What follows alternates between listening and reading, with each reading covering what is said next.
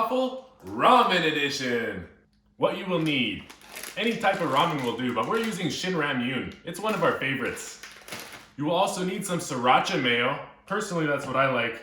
And then some Pam so it doesn't stick to the waffle iron.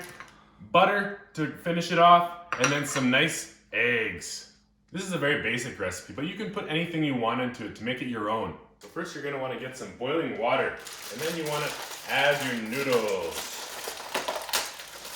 What we like to do is we take out the seasoning and the vegetable flakes for later, so you can add them and add a little extra spice.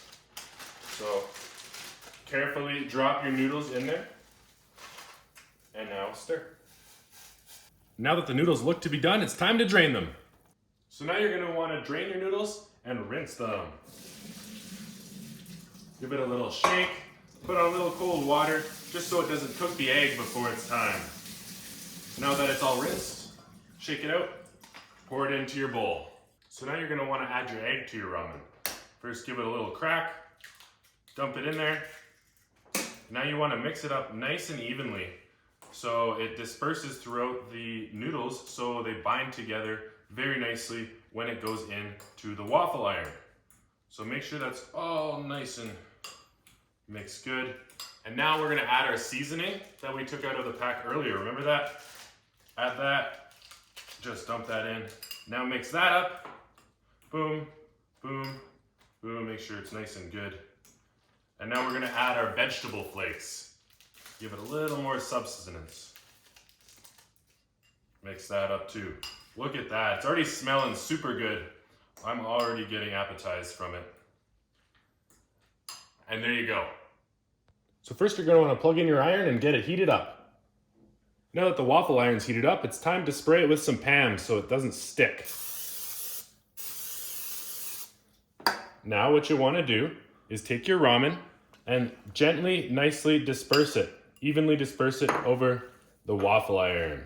So it makes a nice circle. And now what we're going to do is take our butter, put it on there, just kind of disperse it so it gives it a nice buttery flavor.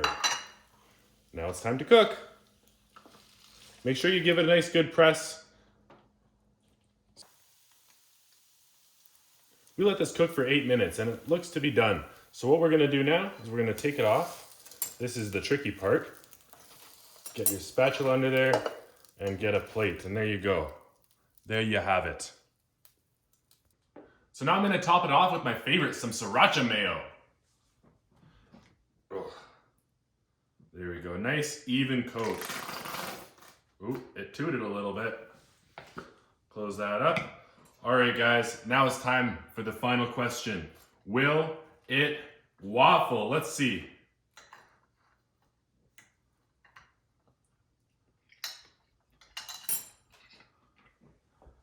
Oh yeah, it will waffle for sure.